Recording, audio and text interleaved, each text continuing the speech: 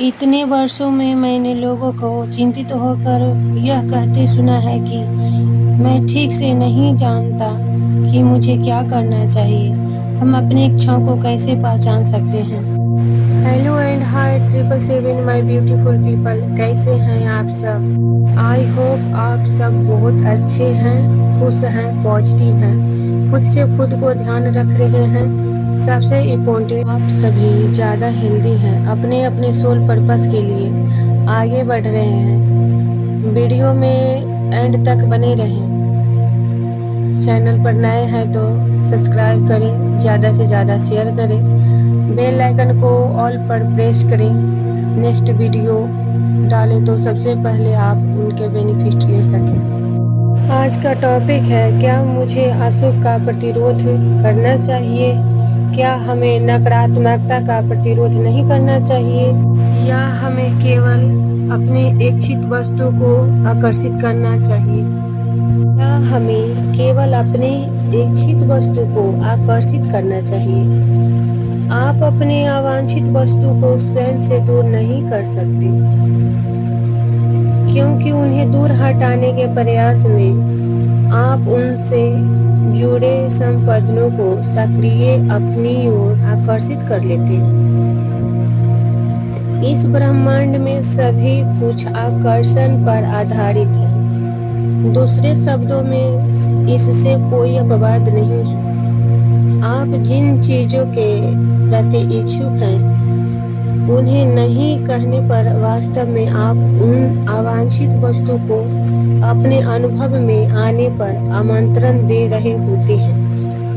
वहीं जब आप अपने इच्छित वस्तुओं को हाँ कहते हैं तो आप उन्हें अपने अनुभव में शामिल होने का आमंत्रण देते हैं। संभवतः यहीं से अशुभ का प्रतिरोध मत करो की धारणा आई है। किसी चीज का प्रतिरोध करने पर आपका ध्यान उस पर केंद्रित हो जाता है। उसे अलग करने के प्रयास में आपके भीतर उसे जुड़े संपदन सक्रिय हो जाते हैं, जिससे वह आपकी ओर आकर्षित होने लगता है। इसलिए आप जिसे पसंद नहीं करते वह काम करने का विचार ठीक नहीं है। किसी विद्वान द्वारा कही अशुभ का प्रतिरोध मत करो। बात का यह भी अभिप्राय यह है कि मनुष्य जिसे अशुभ मानते हैं, उसका वास्तव में कोई अस्तित्व नहीं है। अब्राहम, क्या आप हमें अशुभ का अर्थ समझाएंगे? हमारे शब्दकोश में अशुभ शब्द का कोई स्थान नहीं है, क्योंकि ऐसी कोई वस्तु नहीं दिखाई देती जिसे यह नाम दिया जा सके। मनुष्य इस शब्द का प्रयोग उस संदर्भ में करते हैं जो शुभता के प्रतिरोध में हो। हमने देखा है कि जब मनुष्य अशुभ शब्द का प्रयोग करता है तो उनका आशय अपने लिए अशुभ या ईश्वर के विचार के विपरीत होने से होता है। जो कुछ भी व्यक्ति की अपनी इच्छा के अनुरूप ना हो, वह उसे अशुभ मानता है, और शुभ वह है जिसे व्यक्ति पाना चाहता है। शुभ वह अशुभ, वांछित व अवांछित को ही व्यक्त करने का ढंग है। प्रत्येक व्यक्ति के लिए यह वांछित व अवांछित उनकी अपनी इच्छाओं पर निर्भर करते हैं। जब कोई व्यक्ति किसी दूसरे की इच्छा को अपना लाभ देखता है तो इसे छल कहते हैं। वहीं जब लक्ष्य दूसरे की इच्छाओं को नियंत्रित करना हो तो यह धूर्तता की श्रेणी में आता है। जब आप स्पष्ट रूप से यह जानते हो कि आप क्या चाहते हैं, तो आपको परिणाम में वह सभी कुछ मिलेगा जो आप चाहते थे, लेकिन आपकी सोच निश्चित नहीं होती।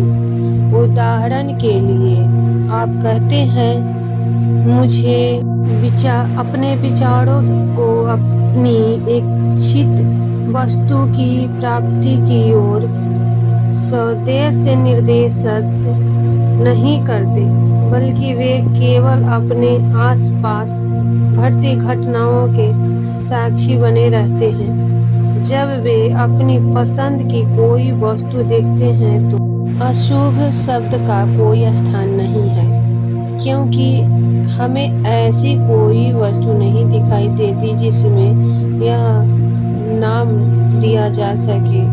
मनुष्य इस शब्द का उपयोग प्रायः उस संदर्भ में करते हैं जो शुभता के प्रतिरोध में है।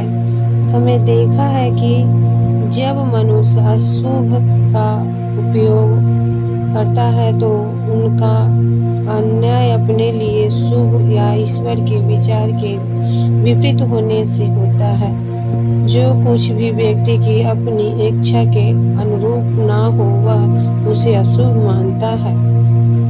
इतने वर्षों में मैंने लोगों को चिंतित होकर प्रायः यह कहते सुना है, मैंने ठीक से नहीं जानता कि मुझे क्या करना चाहिए। हमें अपनी इच्छाओं को कैसे पहचान। आपके इस भौतिक जीवन में प्रवेश करते समय आपकी मुख्य आकांक्षा यह थी कि आप अपनी निजी प्राथमिकताओं व इच्छाओं को पहचान कर।